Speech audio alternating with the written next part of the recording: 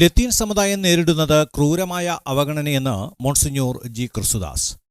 ലത്തീൻ കത്തോലിക്ക സംവരണവുമായി ബന്ധപ്പെട്ട സർട്ടിഫിക്കറ്റുകൾ നൽകുന്നതിൽ ഉദ്യോഗസ്ഥർ കടുത്ത വിമുഖത കാട്ടുന്നതായി നെയ്യാറ്റിൻകര രൂപത വികാരി ജനറൽ മോൺസിഞ്ഞോർ ജി ക്രിസ്തുദാസ് അഭിപ്രായപ്പെട്ടു.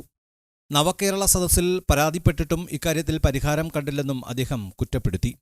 1947 മുൻപ് ലത്തീൻ സമുദായത്തിൽ അംഗമായവരുടെ പിൻതലമുറക്കാർക്ക് സംവരണത്തിന് അർഹതയുണ്ട്. ലത്തീൻ കത്തോലിക്കനാണെന്ന് വില്ലേജ് ഓഫീസിൽ തെളിയിക്കാൻ ബിഷപ്പ് നൽകുന്ന കത്തു മതിയെന്നിരിക്കെ പൂർവികരുടെ രേഖകൾ ആവശ്യപ്പെടുകയാണ്. ഇതുകാരണം അർഹത ഉണ്ടായിട്ടും സംവരണം ലഭിക്കാത്ത സാഹചര്യമുണ്ട്. ഇത് ലത്തീൻ സമുദായത്തോടുള്ള കടുത്ത വെല്ലുവിളിയാണെന്നും മോൺസിഞ്ഞോർ ജി ക്രിസ്തുദാസ് പറഞ്ഞു. 1947 എന്ന വർഷം ഇന്ത്യയ്ക്ക് സ്വാതന്ത്ര്യം ലഭിച്ച ചരിത്ര പ്രാധാന്യമാണ് നമുക്ക് നൽകുന്നതെന്നും അല്ലാതെ ലത്തീൻ സമുദായവുമായി ബന്ധപ്പെട്ട് മറ്റു പ്രത്യേകതകൾ ഒന്നുമില്ലാതിരിക്കെ 1947 പേര് പറഞ്ഞ് അവകാശം തടയുന്നത് തികഞ്ഞ അവഗണനയുടെ അടയാളമാണെന്നും അദ്ദേഹം കൂട്ടിച്ചേർത്തു. മുനമ്പം വിഷയത്തിൽ സഭ സാധാരണ ജനങ്ങളോടൊപ്പമാണെന്നും വിഴിഞ്ഞം വിഷയത്തിൽ ഒട്ടേറെ ചർച്ചകൾ നടത്തി തീരുമാനമെടുത്തിട്ടും അവ നടപ്പിലാക്കുന്നില്ലെന്നും അദ്ദേഹം ആരോപിച്ചു. സാൻജോ ന്യൂസ്, നെയ്യാറ്റിൻകര രൂപത.